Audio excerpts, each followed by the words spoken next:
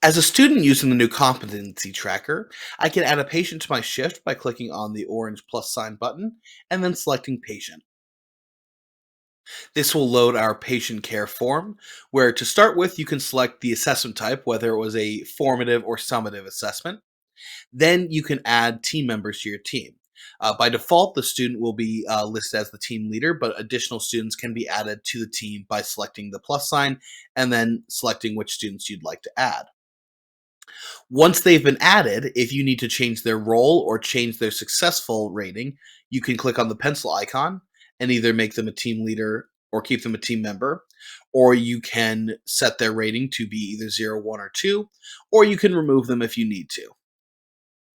You can also indicate who evaluated the team, as well as move on to the patient interview and exam. With both of these, you can set who performed and who observed. And when you open it up, the only options will be whoever's on the team. So you'll want to make sure you set your team up properly. You'll also notice that if a student has performed the interview, they cannot also observe it. So they are grayed out. So only Angela can observe it. And same with the exam. If 101 student has performed it, they cannot also observe it. Moving to the subject information, we have the subject type, as well as the sex and age of the patient. With the ages, we have now added weeks and days as well, in addition to years and months. So if you have a true neonate patient, you can go ahead and indicate that properly in the system. You can also indicate the ethnicity, level of consciousness, as well as criticality of the patient. And then we come down to the signs and symptoms. If you are familiar with the skills tracker, the signs and symptoms acts the same way that the complaints did. We just decided to change the name based on the community. When you go to add a signs and symptoms, you can see if there are any recent ones, you can select that. Otherwise, you can just check the box for any of the ones that you want to add. You can add as many as necessary. However, you can only add one per each signs and symptoms. There are no additional options, so you just select which ones you need and hit save. If you need to remove one of them, you can click on the delete option, and then it'll ask, are you sure you want to delete? As always, if you do click delete after it says, are you sure, it will be removed permanently, and you'll need to add it again if that was an incorrect step. Moving on to the impressions, you can select which impressions you would like to add. With this, there are going to be additional details, so you can select your rating, performed, observed, evaluated, the date and time, which will default to the time that's currently being entered. However, if you do need to make a change, you can do that by clicking on the calendar. You will not be able to put the date to a future date. However, you can do a past one if you are entering this information a few days after you actually performed the skills on the patient.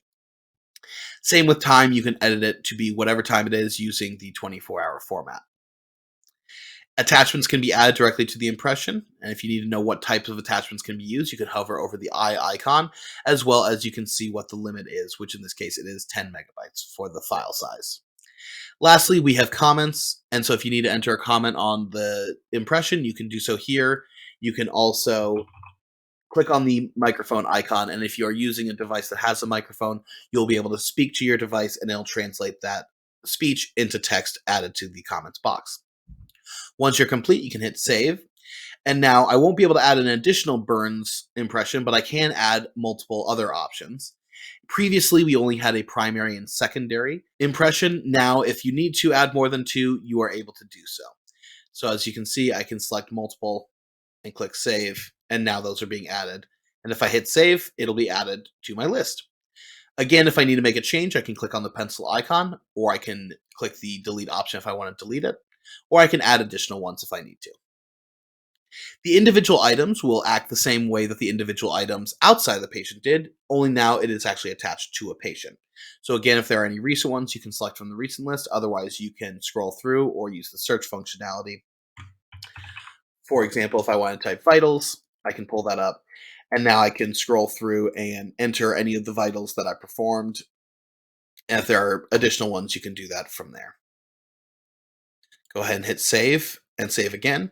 And now those have been added. And again, I can edit or delete using the pencil or trash can option. You can type your narrative into the narrative box. There is also formatting options. So if you want to use bold text, you can do that. And just like before, there is the microphone icon. So anywhere we have a text box, you should be able to use the dictation option to speak to your device and have it translate into the narrative box.